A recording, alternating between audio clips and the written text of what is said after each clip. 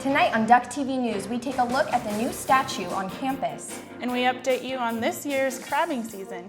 Good evening, I'm Caitlin Medeiros. And I'm Megan Moran. Despite a recent E. coli outbreak in Chipotle restaurants, last Thursday's opening of the new Chipotle in the EMU revealed a long line of hungry and dedicated students. This outbreak forced the chain to close stores in 9 states after 53 customers became infected. The restaurant estimated the cost of the outbreak to be between $6 and $8 million to replace food and conduct lab analysis. On opening day, Chipotle made nearly $5,000 in sales by 4 p.m., and the restaurant is bringing the most business to the EMU since the opening of Starbucks. I mean, my friends kind of made fun of me when I still would come here because I was just kind of like, if I'm going to get it, I'm going to get it. I'm going to be eating good food anyways. So it didn't really affect my liking or disliking of Chipotle anymore. On February 8th, all Chipotle restaurants will close for a 4-hour employee meeting to discuss the gravity of food illness and future goals. A new year means new laws, and Oregon sure has their fair share. For the most talked about laws that went into effect was the law on free birth control. A patient will no longer have to make a costly doctor's visit and can instead just go straight to the pharmacy for their prescription. Another interesting law allows any vehicle with 2 wheels to cautiously run a red light. Bicyclists and motorcycles will be able to do so if the light fails to turn green after the full light cycle. And finally, now Oregonians will have to learn how to pump their own gas, but only if they're driving a non-commercial vehicle in a rural area between 6 p.m. and 6 a.m. For more information on Oregon's new laws, visit OregonLive.com. It has been almost a year since Courtney Hudson woke up to find out all 3 of her children, ages 4 to 8, were killed. It happened at the Springfield intersection of Main Street and 54th. An elderly man ran a red light, causing all 3 children and 1 adult to be hit by his truck last February. There are still petitions with thousands of signatures pushing for safety reforms. Peggy West has a business right next to where the tragedy occurred, and she says a bridge over the intersection isn't possible without taking away private property. And now that safety measures might not help protect pedestrians.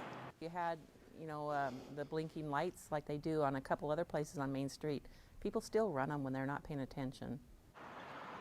Peggy says for 6 months the large memorial remained at the corner, but now it's left with a few crosses and plastic flowers. In the last 10 years, there have been 10 fatalities on Main Street where pedestrians were hit and killed by motor vehicles.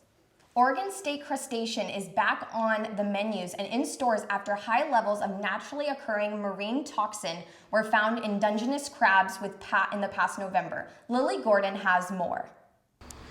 Both commercial and recreational crabbing was halted along the Washington, Oregon, and California coast after the toxins were found. Along the Oregon coast, crabbing is a $50 million industry. Eugene Fisherman's Market owner Ryan Rogers felt the effect of the delayed crabbing season. Prices are off probably about $1 from where they were last year. They're down. So, and the price hasn't gone up too much yet this season. Crab has dropped from last year's average, but is still hovering around the $3 mark. The 5-week delay to the commercial Dungeness crabbing season along the West Coast will hit seafood restaurants, but especially fishermen financially. It's not unusual. This has happened over the past 20 years. It's nothing new. It's not a terrible thing. It's just something we have to have some patience with. Shellfish is one of the most tested and regulated foods we consume. Dungeness crab along the Oregon coast have been deemed completely safe from potentially hazardous toxins. Despite the delay to the crabbing season, it looks like it's going to be a great year for consumers looking to buy some fresh Dungeness crabs. From downtown Eugene, for Duck TV News, I'm Lily Gordon. Crabbing season will continue for another 9 months, ending in October. Now we take it to Jeff Steinberger for this week's weather forecast. Jeff? Thanks, Megan. All you ducks looking to go out this weekend, be sure to bring a couple rain jackets. Weekend temperatures are expected to hover around a high of 50 degrees with lows in the mid-30s. Friday will get off to a hot start with a high of 50 degrees and a low of 39. Current forecasts predict an 80% chance of precipitation, so beware. Temperatures are expected to remain similar on Sunday with highs of 49 and a low of 38. However, with only a 20% chance of precipitation, expect the rain to let up only temporarily. By Sunday, bet on the rain coming back, with temperatures cooling to a high of 44 and a low of 34. For all you ducks headed to Portland this weekend, expect very similar temperatures with a higher chance of rain across 3 days. Highs for Friday will be 50 degrees with lows of 41, with an almost certain chance of rain. Saturday will see temperatures cool slightly at a high of 47 and a low of 39. Only a 30% chance of precipitation though. By Sunday, temperatures will drop further to a high of 46 and lows of 35.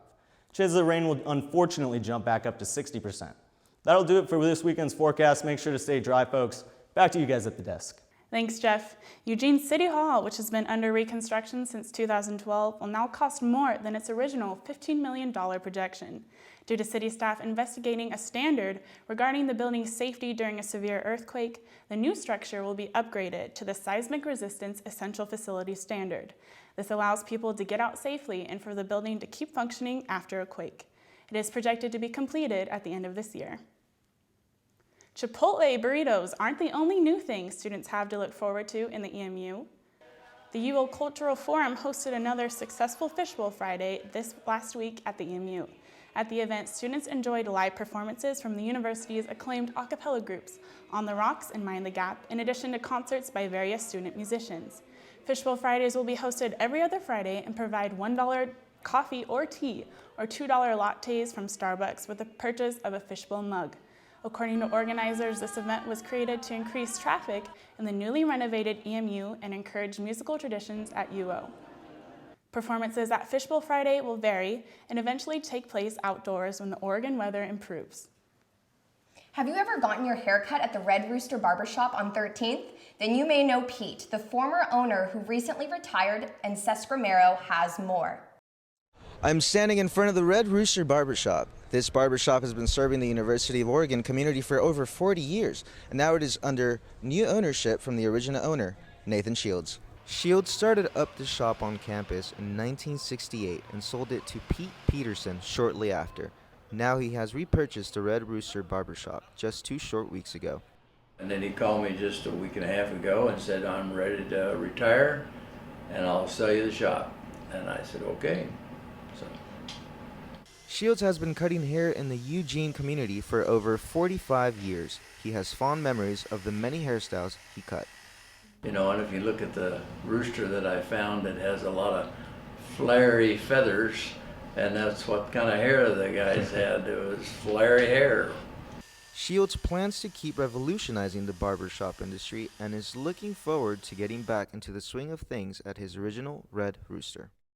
I'm not in the 18-year-old category, and so it's kind of fun to come up here and be back in with all the activity going on and all kinds of lengths of hair now.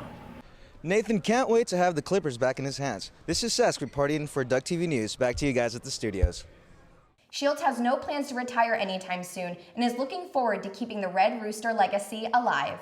A bronze duck statue was revealed between the Ford Alumni Center and Matthew Knight Arena on January 23rd. The gift was from U of O graduate Tom Clary. Otis Day and the Oregon Marching Band performed prior to the unveiling. After the special ceremony, fans gathered inside Matthew Knight Arena to cheer on the Ducks basketball game against UCLA.